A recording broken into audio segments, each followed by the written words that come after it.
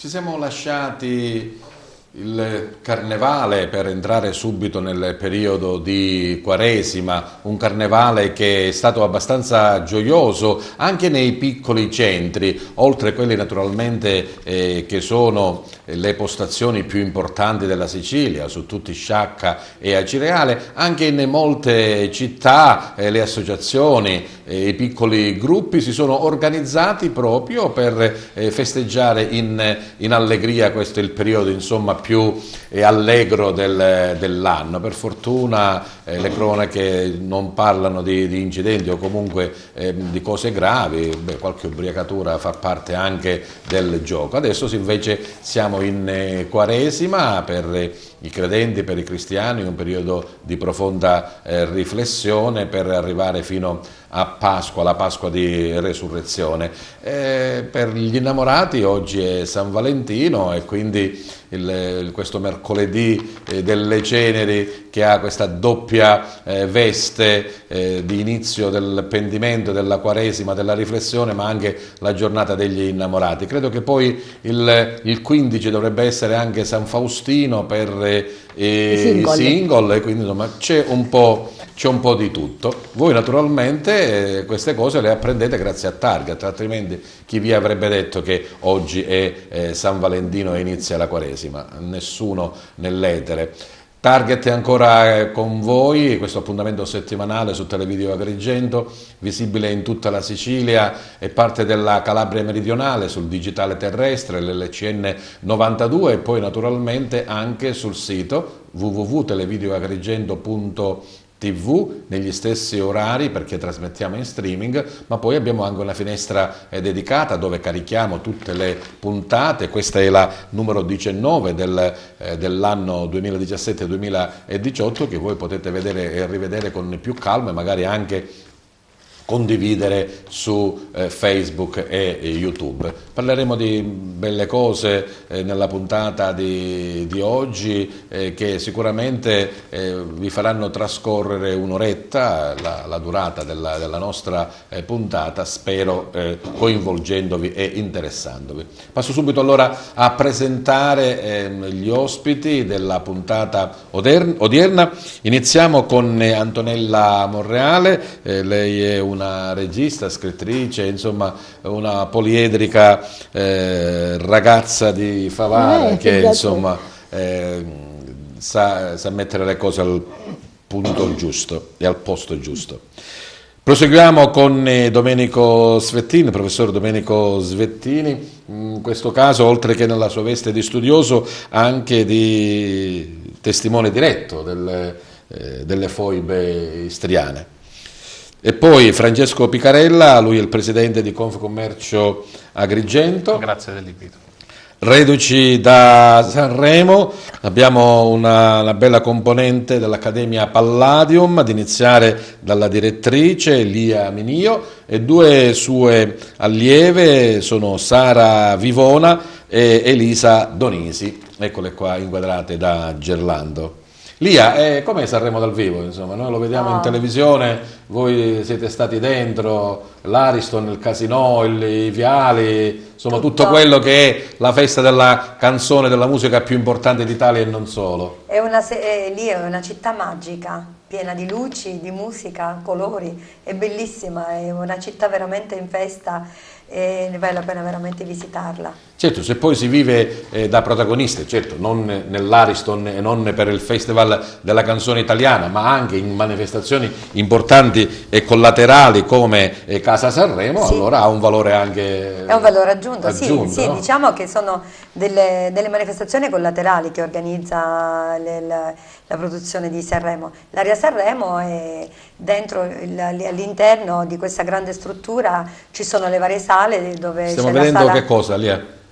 Sì, questo è l'inizio del nostro intervento, del nostro spettacolo Palladium Idol, dove si sono esibiti 7 delle mie allieve, eravamo ospiti proprio all'interno di Casa Sanremo. Bene, lo facciamo vedere dopo, Piero, ti ringrazio, perché parleremo ancora di Sanremo naturalmente, di questa esperienza. Chi l'ha fatta di voi? Elisa o Sara l'esperienza? Elisa. Ah, Elisa, tu eri tra quelle che sono andate alla Casa Sanremo? Sì, sì. ho cantato la canzone che vi farò ascoltare più tardi. E com'è stare lì? È bellissimo. C'è la tremarella? Sì, Sì, un po' un po' sì. sì. Era la terza volta che quest'anno andavo a Sanremo ed è sempre un'emozione. È sempre un'emozione. E a proposito di emozioni, Francesco, io ho titolato oggi sul mio giornale online, Agrigento 2020 comunque vada sarà un successo, perché il sindaco Fioretto ci ha comunicato che il giorno 16 è stato convocato perché ci sarà, diciamo, la finale, insomma, quelle che devono essere la città che deve essere nominata 2020, il 17 c'è la conferenza stampa perché comunque Agrigento il 2020 festeggia 2600 anni, quindi diciamo che i preparativi, i festeggiamenti ci saranno comunque, no? Indubbio, anche perché è un'opportunità, Agrigento 2020 è veramente un'opportunità a prescindere dalla vittoria finale o meno, anche se io credo, al di là, faccio i dovuti scongiuri, ma credo che sia più di una speranza il fatto che Agrigento vinca. A prescindere da questo, Agrigento 2020 è diventata una realtà turistica e di promozione di questo territorio, anche perché 2600 anni di storia non si raccolgono così per strada, e proprio in questi giorni ho fatto una battuta proprio con il sindaco, parlando di nell'organizzazione appunto di questi festeggiamenti di Agrigento 2020, che fondamentalmente credo che Agrigento non sia, per la sua storia, per le sue attrattive e sicuramente per la sua magia, non sia soltanto la capitale della cultura italiana, ma proprio di tutto il Mediterraneo. E ci speriamo tutti, insomma, che il giorno 16 ci sia una bella notizia. Se Lia è andata a Sanremo, anzi, titolavo qualche anno fa, ecco, non diciamo qualche anno fa, Lia vola a Sanremo e Antonella è volata a Roma per questa sua produzione dedicata a Pirandello, ma non direttamente a Pirandello, ma alla moglie di Pirandello, a una situazione particolare. Com'è stato Roma, Antonella? Come diceva poco fa Lia, grande emozione. Roma, conosciamo tutti, la città eterna, ma andare lì proprio in un teatro e portare una rappresentazione scritta poi da me, interpretata dai ragazzi proprio di qua, dell'Agrigentino, di Favara, di Portembello, di Raffadali, diciamo che è stata veramente, oltre l'emozione, è stata pure un orgoglio, insomma. Oltre che la rappresentazione teatrale appunto in teatro, c'è stata anche una performance, una presentazione anche in Parlamento. Insomma. Allora, siamo andati... Non è da tutti, ecco. Infatti non è da tutti. Sì, siamo stati ospiti alla Sala dei Iotti, ma la cosa, diciamo, che più ci ha portato veramente, più che orgoglio, siamo usciti da là dentro con grande forza di umiltà, che era presente pure il nipote diretto di Pirandello, Pierluigi. Diciamo che sono stati momenti veramente di grande umanità e di grande veramente di umiltà, perché avere accanto persone del genere, avere la possibilità di parlare con lui, quando ho visto la rappresentazione vedevo che aveva anche le lacrime agli occhi, penso che certo. Più di questo e queste non possiamo... sono le piccole grandi realtà, Francesco, che fanno...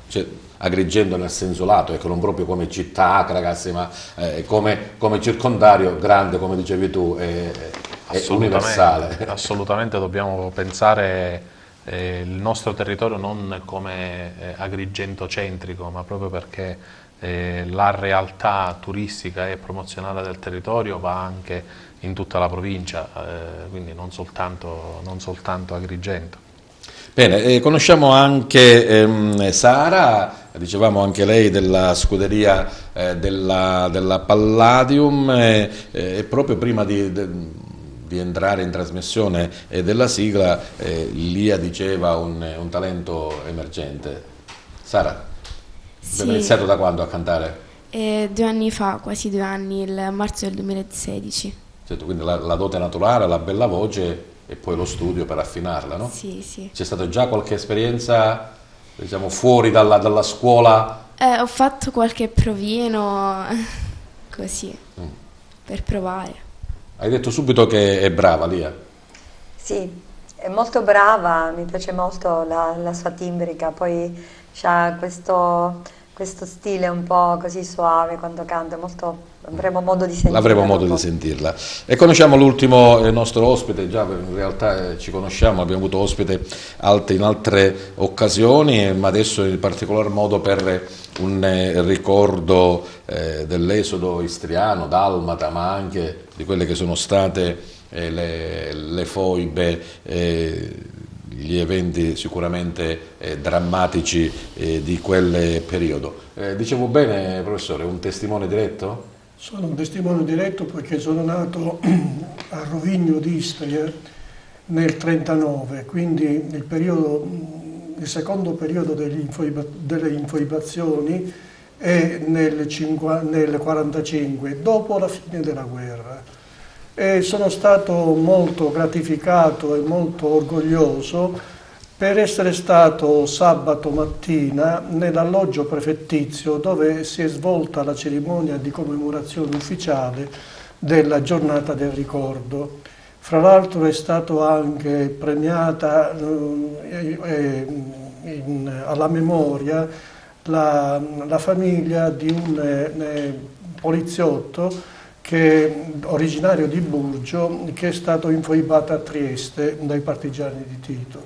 Secondo lei, diciamo, ormai da qualche anno questa manifestazione si è radicata, anche perché è stata ufficializzata dallo Stato italiano, è prevista da una legge. Ecco, si sta dando il giusto risalto o comunque il giusto ricordo a quei momenti terribili che prima volevano essere dimenticati. Si parlava solo di resistenza, non si parlava di foibe.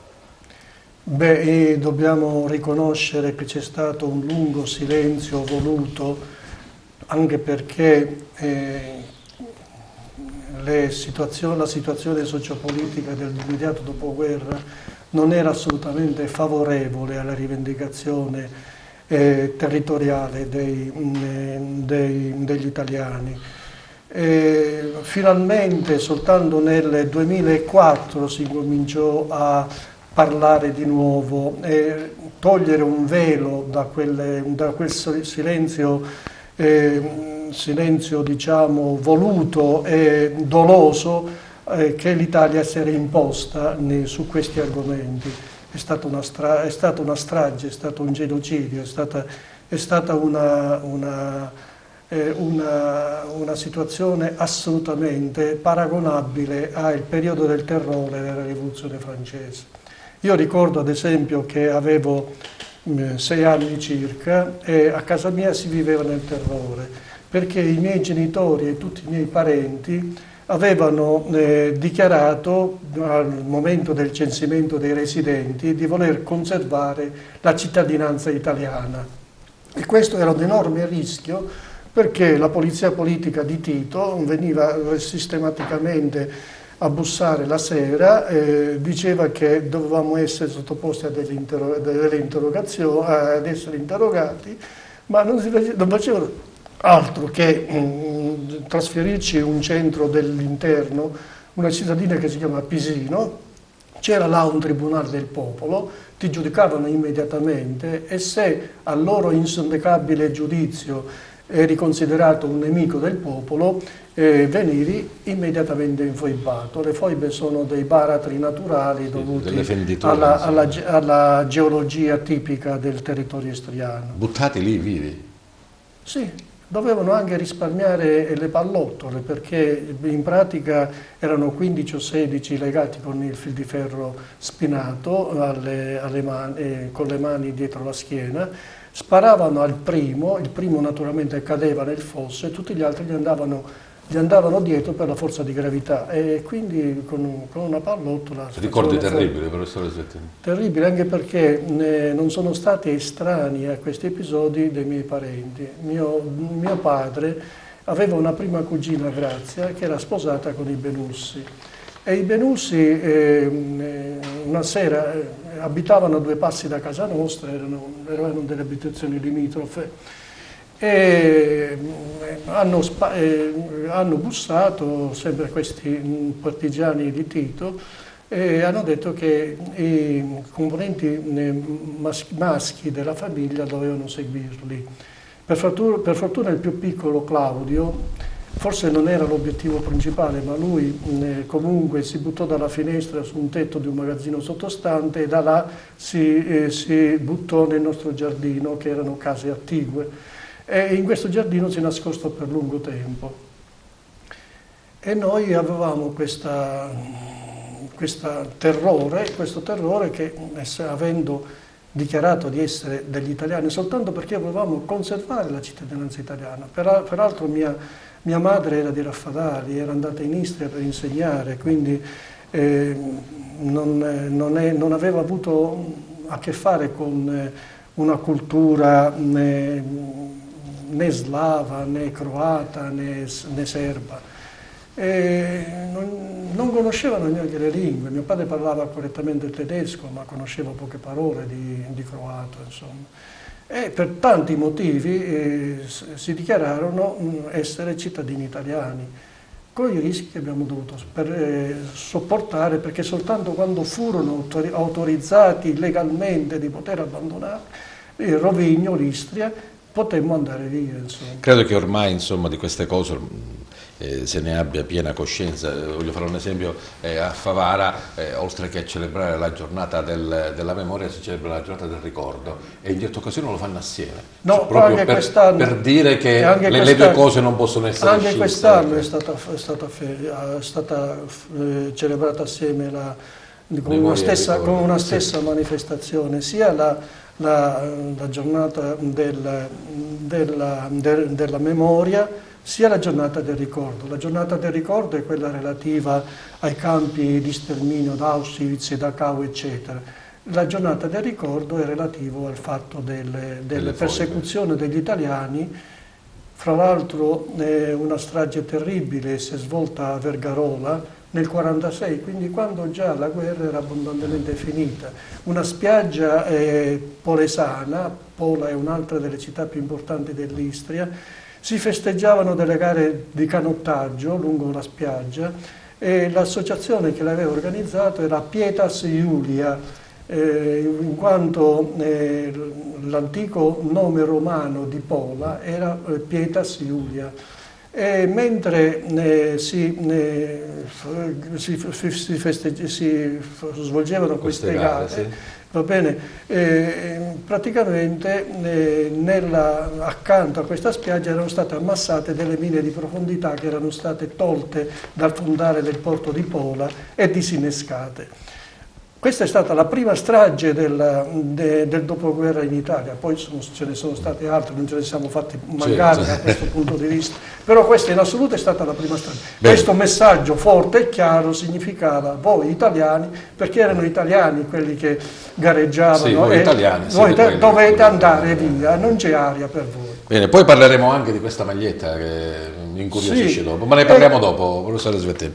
Non so se Gerlando aveva già avuto modo di inquadrare la maglietta del professore Svettini, dove insomma c'è tutta la teoria dell'evoluzione di Charles Darwin. Va bene, ma ne parleremo sicuramente. Per capire qualcosa sull'umanità e sulla storia dell'uomo. Ne parleremo dopo, professore Svettini. Ritorniamo a quello che diceva prima lì, a questa magia di Sanremo. Che cosa è andata a fare la Palladium a Casa Sanremo, Lia? Sì, noi siamo stati invitati a portare un nostro spettacolo all'interno di Casa Sanremo.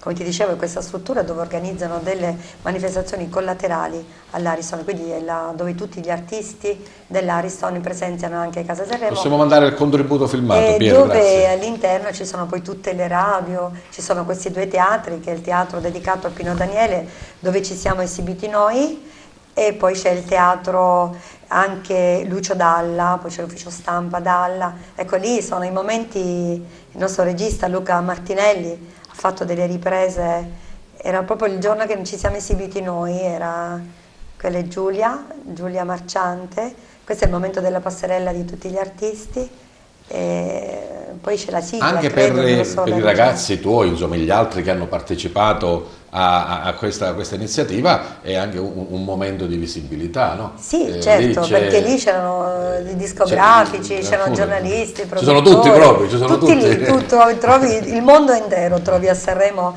in quella settimana. Devo dire, è stata per me da insegnante portare la mia scuola, la mia struttura all'interno di Casa Sanremo, vedere il mio logo lì è stata veramente una grande soddisfazione. Ma è stato un vero e proprio concerto? Sì, è stato un concerto, ci hanno dato un'ora, avevamo un'ora tutto nostro e quindi abbiamo realizzato questo spettacolo. C'erano una ottantina di posti dove lì all'interno c'erano tutti i discografici e giornalisti che ascoltavano. Adesso vediamo Anna Livigni, una mia carissima amica, lei è un volto di Rai 1, di Radio Capital e Video Music, e quindi era lì a presentare il mio spettacolo. Bene, sappiamo delle grandi potenzialità dei tuoi allievi, anche perché insomma, quando uno poi presenta il curriculum lo può anche scrivere, no? Ci sono dei nomi insomma che qualche passo in avanti lo hanno fatto, no? Quindi, sì. Da quanto tempo lì? Io? Nella prima esperienza, no, diciamo con questi talenti giovanili, ecco, Ti lascio una canzone. Ma adesso quasi 9 anni. 10 anni, tu considera 9 anni, diciamo che sono riuscita a portare, tra virgolette, successo, però che quando me i miei ragazzi sono stati scelti dai vari format televisivi nazionali sono ben 30. E 30 è un bel numero. Certo, l'ultima è Lenia Cervello adesso, ha vinto l'Aria Sanremo Tour Videoclip. Gli hanno fatto un contratto discografico e il suo brano verrà in programmazione su Radio Italia. Sì. Sì. Anche se la scorsa settimana un musicista, insomma un grande professore, anche docente di musica, diceva: mi raccomando ragazzi, partecipate ai talent, partecipate a tutto quello, perché è questo quello che attualmente sì, funziona. c'è, però sempre con la testa sulle spalle. Credo sì. che anche questo tu lo indichi ai tuoi allievi. Io glielo indico non sempre. facciamoci facile illusioni, No, insomma, mai. che uno canta una canzone e già diventa la Laura Pausini del momento. Io più il lavaggio di cervello, più ai miei allievi lo faccio ai genitori. I genitori devono stare bene con i piedi saldi ben per terra. Comunque, certo, ti devi mettere in gioco. Il successo arriva, non è facile che arrivi il successo, però... Come diceva San Gennaro a Gennarino, la schedina si deve giocare per fare 13, sì, no? sicuramente. Se tu ci devi tentare, poi quel che arriva, che bene arriva, però volare io dico sempre con i piedi per terra. Bravo. E allora parliamo con Elisa, Elisa Donisi, di questa tua esperienza, già la terza volta che ci vai, quindi sì. Hai fatto tu da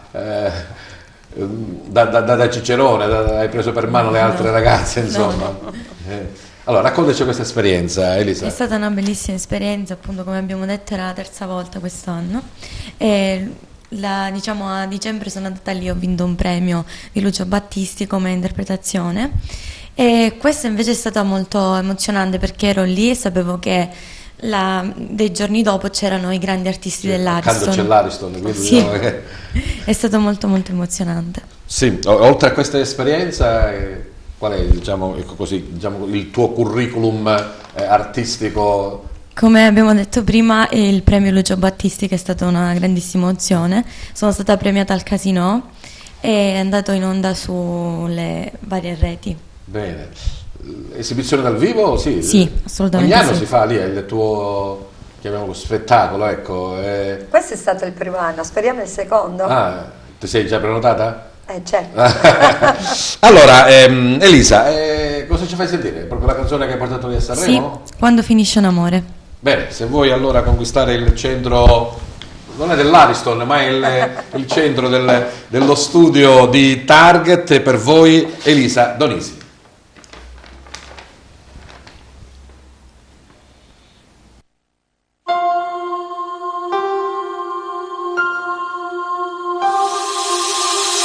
Quando finisce un amore, così com'è finito il mio, senza una ragione e un motivo, senza niente, ti senti un nudo nella gola, ti senti un buco nello stomaco, ti senti vuoto nella testa e non capisci niente, e non ti basta più un amico, e non ti basta più distrarti, e non ti basta bere, ubriacarti, e non ti basta ormai più niente, in fondo pensi ci sarà un motivo e cerchi a tutti i costi una ragione, eppure non c'è mai una ragione perché un amore debba finire.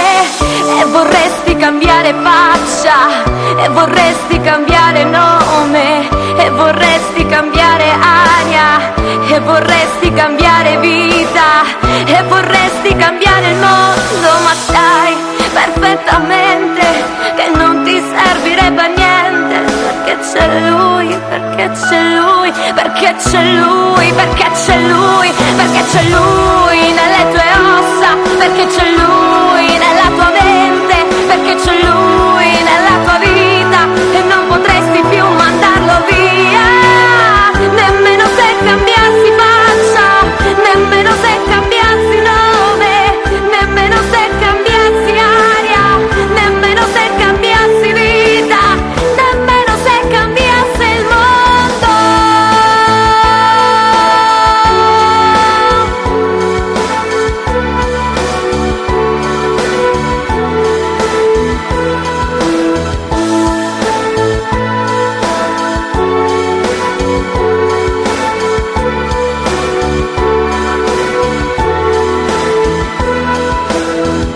Però se potessi ragionarci sopra, saprei perfettamente che domani sarà diverso. Lui non sarà più lui, io non sarò la stessa donna. Magari l'avrò già dimenticato, magari. Se potessi ragionarci sopra, se potessi ragionarci sopra, ma non posso,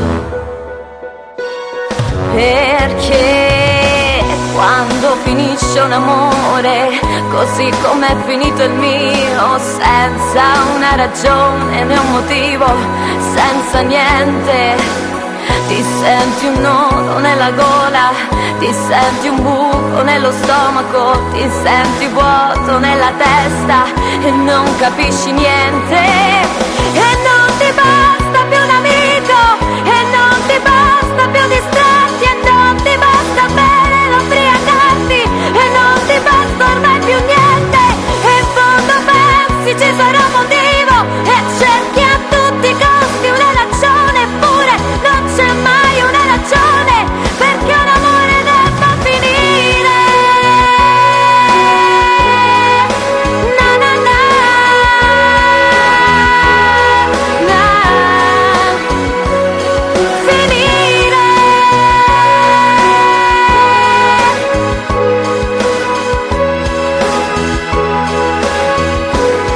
Perché un amore debba finire.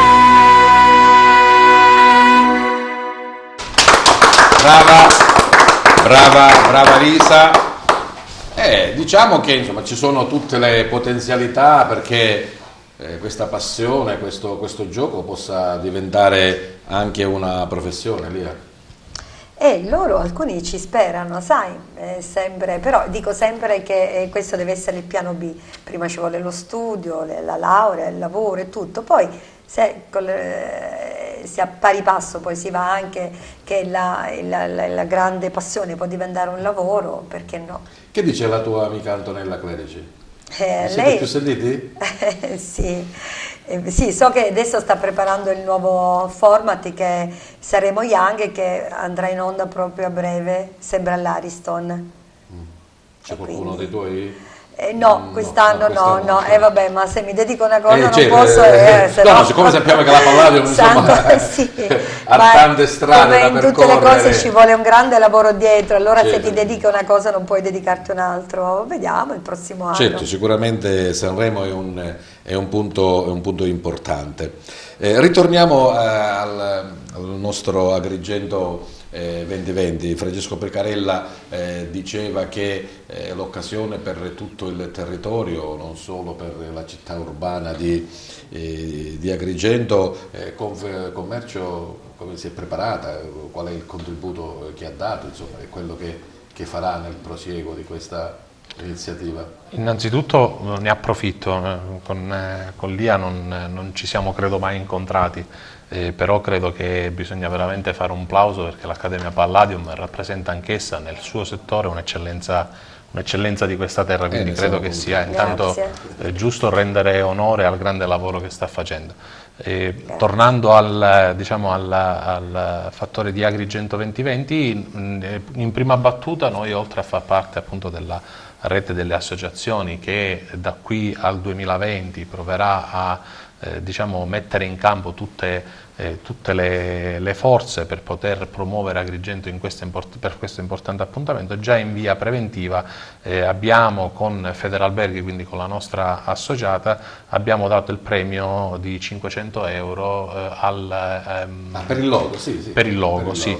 Perché pensiamo che comunque appunto il logo, a prescindere appunto dalla vittoria o dalla non vittoria, è identificativo di qualcosa, quindi abbiamo voluto intanto contribuire immediatamente facendo questo concorso di idee appunto insieme al distretto turistico e al comune di Agrigento, e abbiamo dato questo contributo alla vincitrice, questa grafica di Cesena, se non ricordo male, che appunto ci ha beneficiato di questa sua, tra virgolette, anche arte. Incrociamo le dita, insomma, speriamo che ci possano bene. arrivare subito delle buone notizie. Ma a proposito, il commercio ad Agrigento è molto difficile. Molto difficile. Il grafico come, Francesco? Il grafico non è sicuramente bello, nel senso che è normale che c'è stata comunque una trasformazione delle imprese del territorio. Siamo passati da anni 70, 80 e anche gli inizi del 90, dove la nostra era un'economia prevalentemente basata sulle costruzioni, quindi sull'impresa edile. Si è trasformata adesso, tantissime persone si stanno affacciando al mondo del turismo, anche perché mi piace ricordare che è l'industria del futuro per la nostra terra. Sai cos'è che ogni volta mi viene una cosa un po'... Quando dico che ad Agrigento c'è un albergo stagionale, ma per noi la stagione dovrebbe essere un anno intero e forse non ci dovrebbe bastare, Francesco. Sì, hai perfettamente ragione, non possiamo farcene una colpa noi, cioè nel senso ci fa rabbia sicuramente, però non possiamo ragionare solo ed esclusivamente su Agrigento proprio in quest'ambito. Quando un turista che viene, quando qualcuno dal nord Europa, dall'altra parte del mondo, negli ultimi anni sono venuti tantissimi argentini e brasiliani. Esatto, e non possiamo farcene una colpa per il semplice fatto che, al di là della grande attrattiva locale di Agrigento, un turista non viene ad Agrigento, viene in Sicilia, quindi è un problema che riguarda tutta la nostra regione. Non è soltanto ad Agrigento, a Taormina il 70% degli alberghi chiude durante il periodo invernale, quindi non è solo un problema di Agrigento. La chiave di volta è solo ed esclusivamente provare, qualora ve ne fosse la possibilità, di attirare quelli che sono i flussi in periodi diversi, ma ragionando collegialmente con le altre province e con la regione siciliana. Purtroppo non possiamo pensare che le strategie turistiche possano essere gestite da 1, 2 o 3 persone al massimo, devono essere gestite e suggerite dagli addetti ai lavori. Per questo pensiamo sempre che nei posti operativi, proprio per quanto riguarda la promozione del territorio, debbano essere persone che fanno questo lavoro. Dicevi il grafico che non ci è tanto favorevole, ma c'è un settore nel commercio che ha un picco a salire? Commercio in sé per sé, appunto come dicevo poco fa, tutte le strutture turistiche, tutte le strutture che parlano di turismo, dai ristoranti ai bar, ai piccoli bed and breakfast. Questo è quello che sta godendo in questo momento di grande attenzione. calano tutti gli altri, vuoi per la globalizzazione, vuoi perché comunque ad esempio il settore dell'abbigliamento soffre la grande concorrenza, i costi. Non si può competere con Amazon. Esatto, non si può competere. E noi suggeriamo proprio questo: Amazon non è un concorrente, Amazon è uno strumento. Per cui quello che noi facciamo anche nelle nostre riunioni, quando proviamo a sensibilizzare gli imprenditori se ci chiedono dei consigli, è proprio questo, di utilizzare la tecnologia. Un po' come ad esempio nel mio settore, nel turistico ricettivo, Booking non è un concorrente, Booking è uno strumento per lavorare. La stessa cosa nella grande distribuzione, quindi ci sono ad esempio le scarpe, Zalando sta facendo un grandissimo lavoro. Utilizzare la tecnologia per proporsi è quello che noi quotidianamente cerchiamo di inculcare, perché il commercio cambia, anche il consumatore cambia, e quindi bisogna cercare di capire dove vuole andare e quindi diciamo assecondare questa sua trasformazione. E questa secondo me è la chiave di successo, tra virgolette, delle imprese che vogliono mettersi sui mercati. Poi parleremo del nostro incontro a Favara, così fortuito, della guerra del pane, insomma. Ne parliamo dopo, ti do così che pensare, ecco, un input. Ritorniamo ad Antonella Monreale, dicevamo questo suo lavoro, 1, 2, 3 rintocchi di follia, che vede un Pirandello, comunque una famiglia Pirandello con un occhio particolare, insomma, senza svelare tutti i retroscena. Qual è la traccia, la follia? La follia della moglie di Luigi, Antonietta Portolano. Cioè, quando mi hanno chiesto di scrivere qualcosa da portare per la nascita, il 150° di Pirandello, dico, potevo benissimo giocare facile, portare una novella, ma io le cose facili a me non piacciono, quindi mi sono messa lì ed è nata Rindocchi che onestamente mi sarei aspettata magari che finisse là in quel momento lì, invece poi, come dicevi tu, il discorso Roma, il discorso poi Camera dei Deputati, il discorso che non finisce. Come hai scoperto che la Portolano era pazza? Leggendo e scoprendo questa parte di Luigi Pirandello che magari non tutti conoscono, è una parte che quando leggiamo le sue novelle, quando leggiamo le sue cose, notiamo, no? Che c'è sempre questa pazzia, questo discorso delle maschere, ma è tutto lì, perché a casa ce l'aveva, a casa aveva questo macigno dietro che non è facile da portare, l'ha portato per tantissimi anni, tanto che i figli se ne sono dovuti andare da casa, Ilietta, la figlia, ha tentato addirittura il suicidio perché la mamma l'accusava di qualcosa di brutto, no? Ingesto con il marito e tantissime altre sfumature. Come hai strutturato il tuo atto? È un atto unico dove ci saranno delle scene in cui si scoprirà piano piano questa pazzia fino ad arrivare alla fine poi quando lo porteranno nella una casa di cura. Potremmo andarlo a vedere al Pirandello? Al Pirandello il 18 di febbraio, domenica, quindi domenica prossima, una data un po' importante. Abbiamo qualcosa in comune noi due. Io il 17. E io pure. No, è il compleanno, non è il nostro compleanno. il nostro compleanno. Siamo nati lo stesso giorno. Niente, lo sto portando al Pirandello, mi sembrava anche giusto con Letta far conoscere pure qua a Agrigento. Anche Vuoi perché... parlare un po' dei tuoi compagni di viaggio? Sì, come no. Allora, noi abbiamo... se facciamo vedere la... se facciamo vedere... Ci penso io. Gerlando, quando sei pronto, ecco, bravo. Abbiamo Luigi Pirandello che è Totò Costanza, poi questa è la locandina del... Sì, poi c'è Laura Pombeo che fa la parte di Antonietta Portolano, è spettacolo veramente da vedere veramente, poi c'è Zaira Picone che è la parte di Lietta, e poi c'è Giovanna Dominici che fa l'anima di Antonietta. Infatti io ho visto Antonietta in 2 dimensioni diverse, nel senso quella la Antonietta razionale, la Antonietta invece della pazzia, e poi c'è Selene Bosco che fa parte della cameriera, un ruolo importante anche in questo contesto. Tu soltanto autrice e regista? Niente palcoscenico stavolta? Allora, io per ora sto cercando di evitarlo perché non riesco ad avere tutte e due di fare bene tutte e due le cose, perché se devo fare la regista non posso andare a fare l'attrice perché devo seguire un attimino anche dietro le quinte e cose varie. E volevo dire una cosa, nel senso che quando siamo stati a Roma, una grande produzione romana era Lovimor di Giampiero Turco. Diciamo che ha avuto un occhio di riguardo per noi. È piaciuta, insomma? È piaciuta, e non solo, mi ha chiesto di fare un racconto teatrale, un libro che già io ho finito, che è già in produzione, che me lo stanno... tantissime.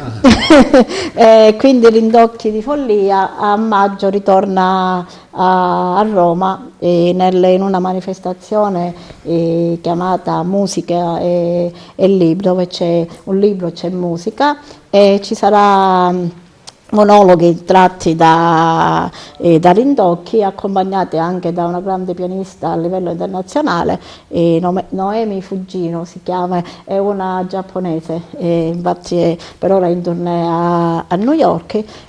Diciamo che ormai la mia vita, faccio una settimana qua e qualche giorno a Roma. E ogni tanto fa anche la minestra di San Giuseppe, la ricotta per Natale nella villa Ambrosini di Favara, quindi diciamo che... No, vabbè, questo è un altro discorso, perché io sono presidente del CIF, Centro Italiano Femminile, e quindi, come detto prima, non ti fai mancare niente. Non mi faccio mancare niente, abbiamo preso in adozione la villa comunale Ambrosini.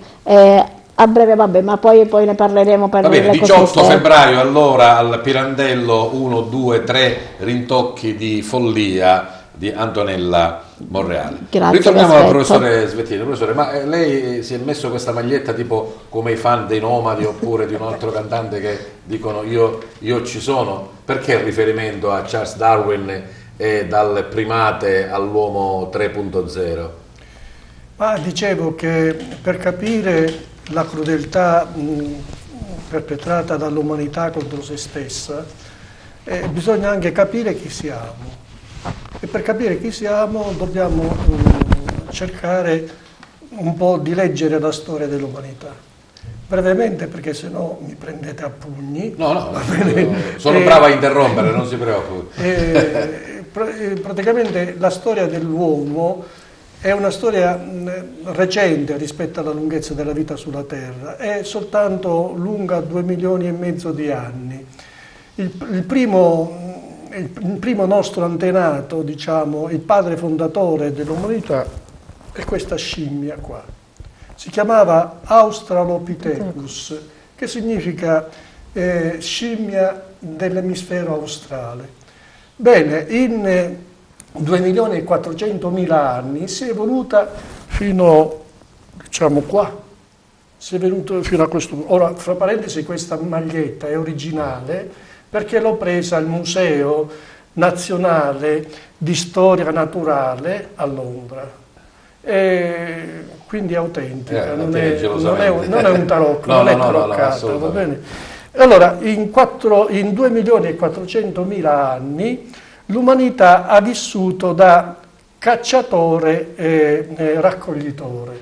Però inizialmente questa scimmietta così non rappresentava niente rispetto alla gran parte degli animali, perché ad esempio se un leone uccideva una giraffa, ad esempio, prima si dovevano nutrire tutti i leoni, dopo gli leoni toccava alle iene, agli sciacalli, e dopo agli avvoltoi. Quando non c'era più niente era il turno per banchettare dell'Australopiteco, che con una pietra rompeva le ossa delle giraffe e succhiava il midollo. Era l'unico pasto residuo che poteva utilizzare. Però l'evoluzione portò a che cosa? All'accorciamento dell'intestino, all'ingrossamento enorme della massa cerebrale, alla posizione eretta. Tutte queste grosse trasformazioni implicò fra l'altro il fatto che l'utero della donna si era ristretto e quindi i nascituri piccoli dell'uomo nascevano prematuri Ecco quindi che c'era bisogno di una lunga cura parentale. Inoltre vivevano in tribù non più numerose di 150 unità, ma non arrivavano mai, erano 30-40 persone, conoscevano tantissimo e benissimo, si spucciavano tra di loro. Questo fatto che cosa provocava inoltre? Che chiacchieravano tantissimo, erano dei grossi sparlitteri, parlavano sempre. Già in quel tempo? Sì, è un vizio atavico che facciamo risalire a, diciamo, 100.000 anni fa. Erano dei grossi sparlitteri, quindi raffinarono tantissimo il linguaggio e questo fatto provocò la nascita di una scintilla, l'immaginazione. L'umanità, tutti gli animali che non posseggono questa capacità immaginifica, incominciarono ad immaginare.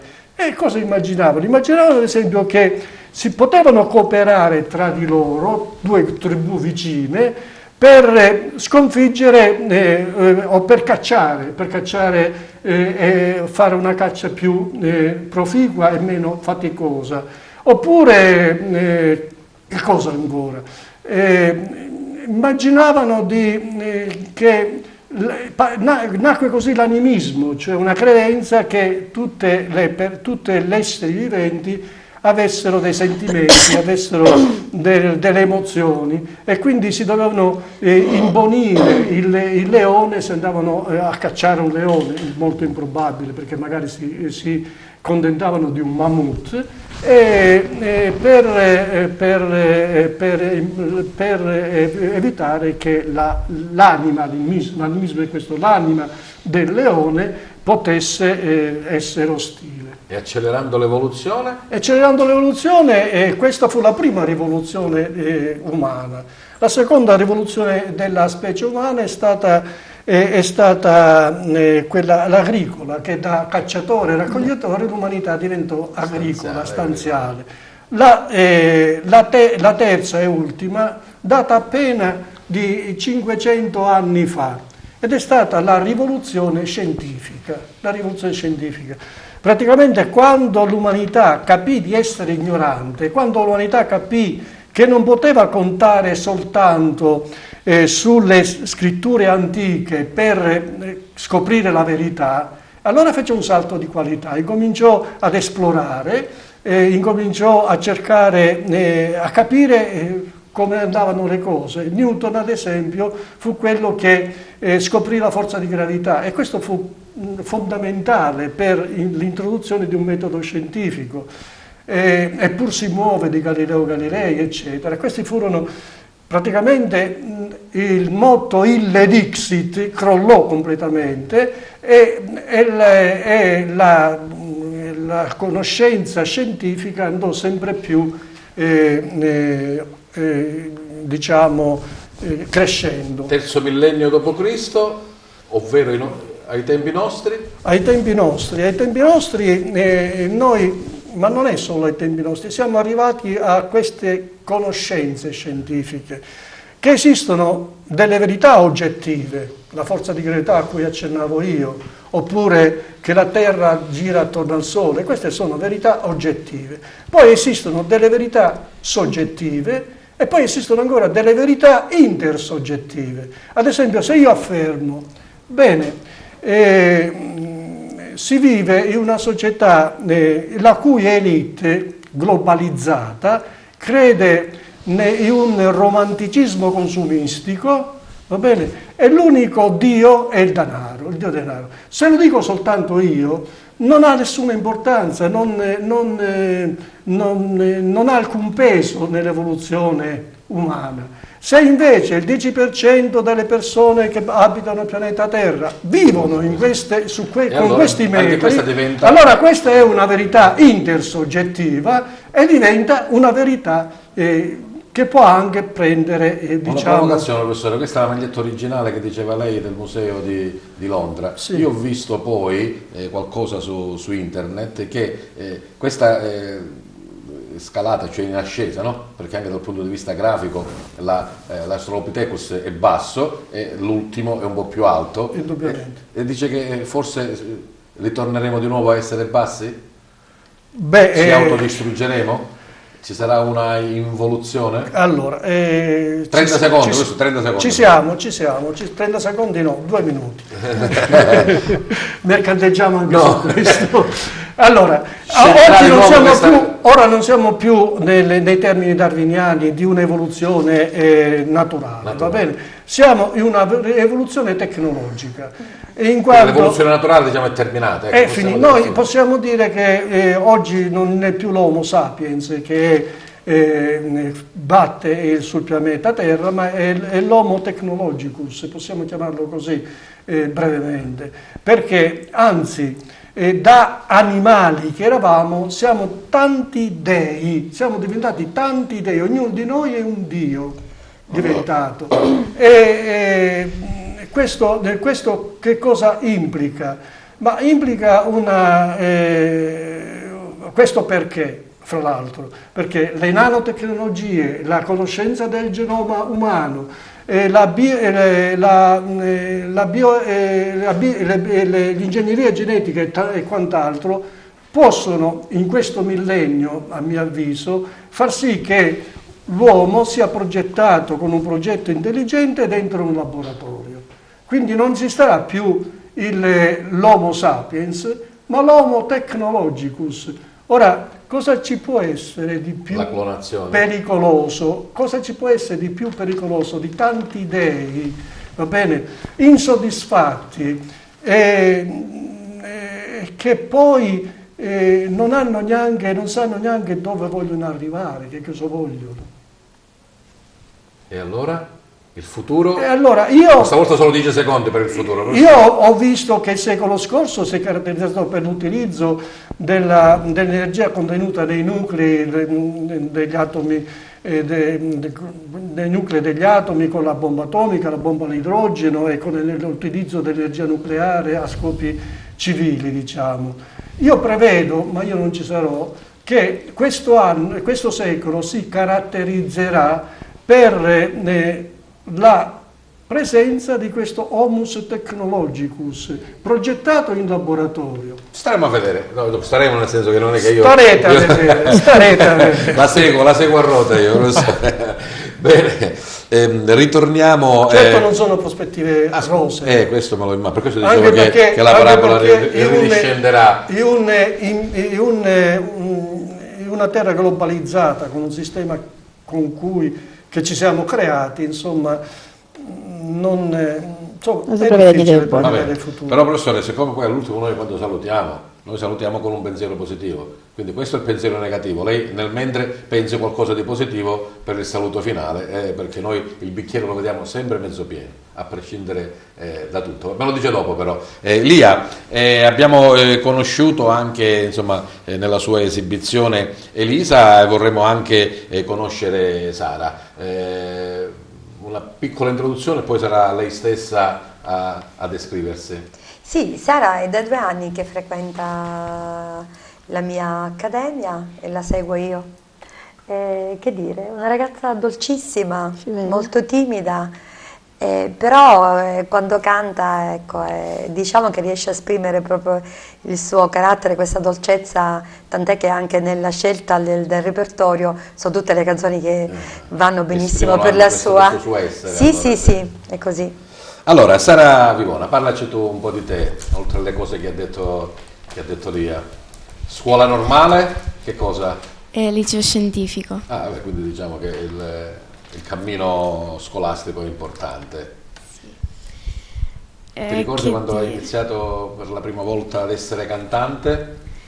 La musica sin da piccola mi ha sempre accompagnato e ho cominciato però dopo a percorrere questo cammino.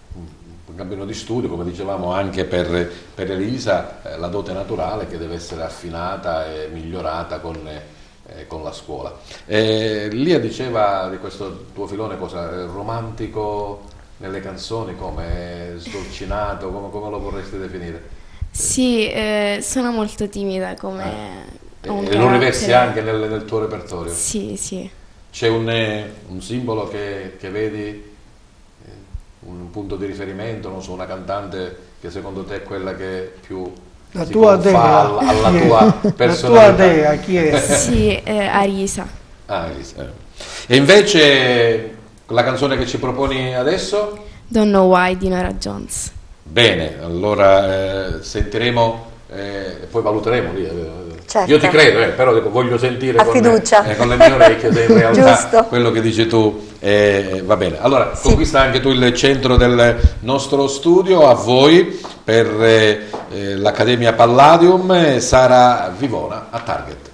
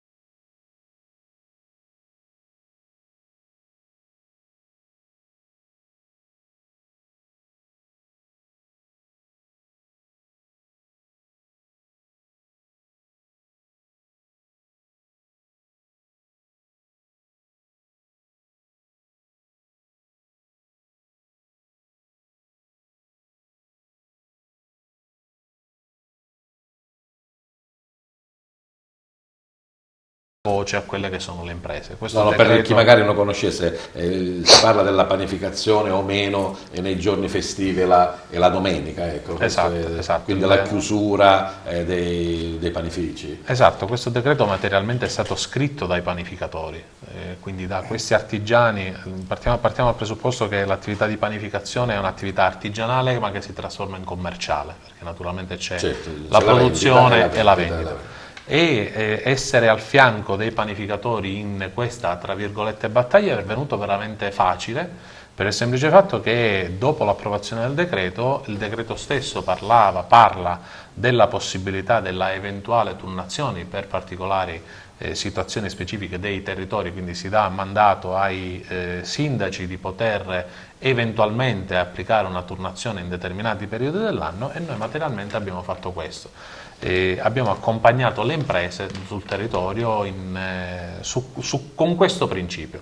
Quindi la domenica il decreto parla che la domenica è vietata la panificazione, non l'apertura. Un'attività si chiude il forno, nel senso che non si può panificare. Che non si può panificare. E succede ad esempio a Favara, dato che mi hai ricordato poco fa proprio questa cosa, che 25 su 27 panificatori, la riunione che abbiamo fatto in comune insieme al sindaco Alba, hanno materialmente firmato loro un accordo dicendo che volevano continuare a perseguire il decreto senza nessuna turnazione.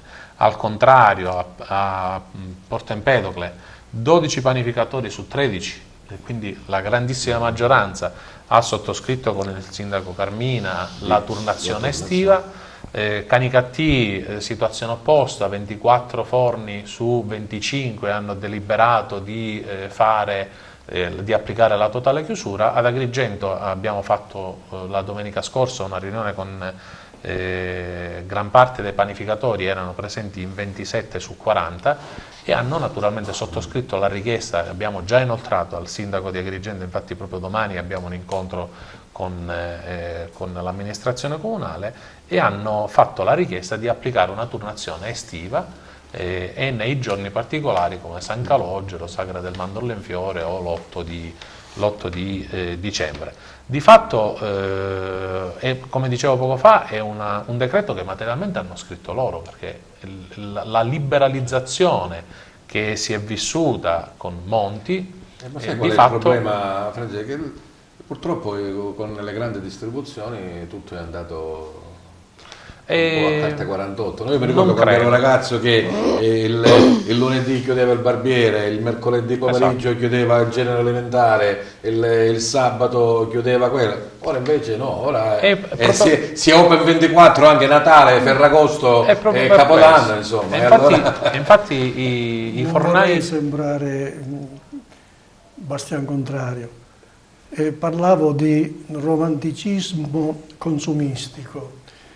Consumate gente, consumate. Una volta c'erano le chiese che erano affollate, adesso sono i centri commerciali che sono affollati.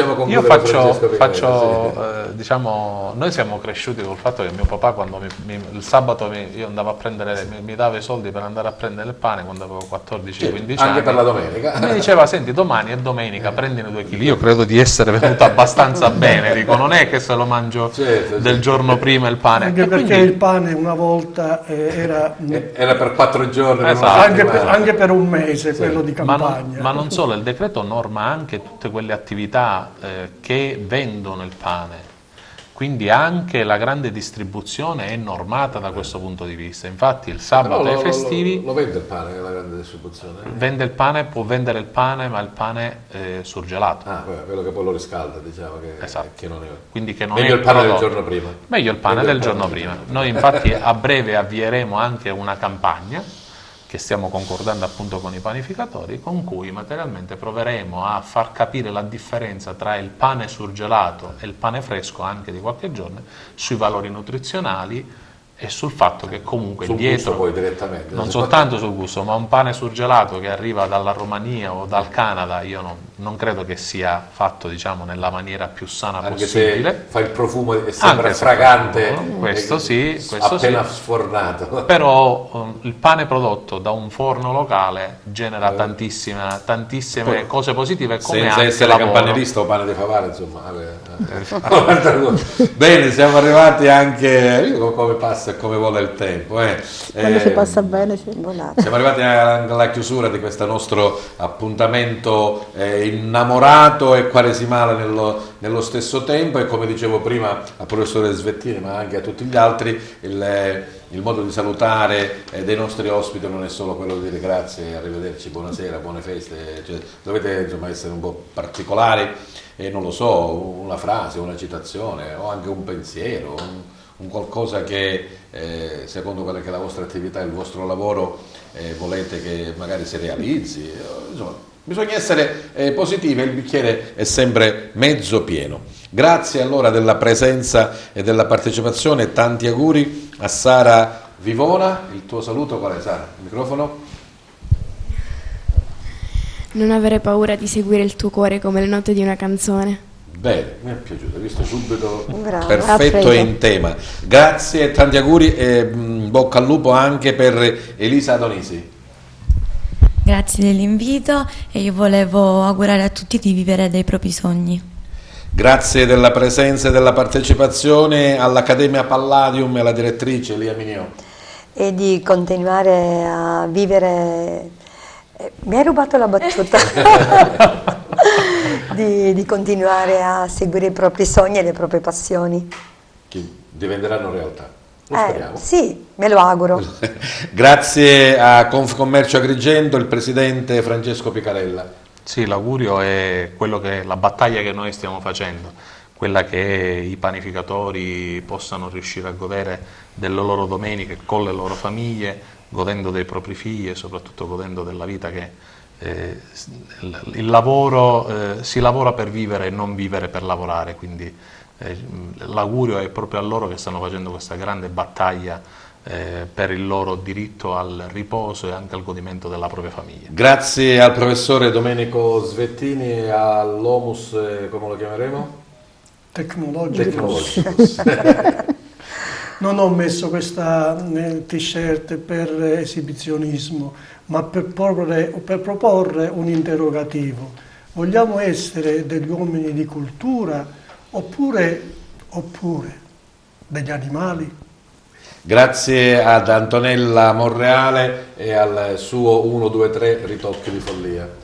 Io direi sempre di credere in se stesse, di credere in tutto quello che si fa, di non lasciarsi coinvolgere in determinate situazioni e il mio motto è sempre: bisogna solo credere in noi stessi e in quello che facciamo. Grazie della vostra presenza e partecipazione e grazie soprattutto al nostro gentile pubblico che anche questa volta ha avuto la bontà di seguirci. Buona serata a tutti.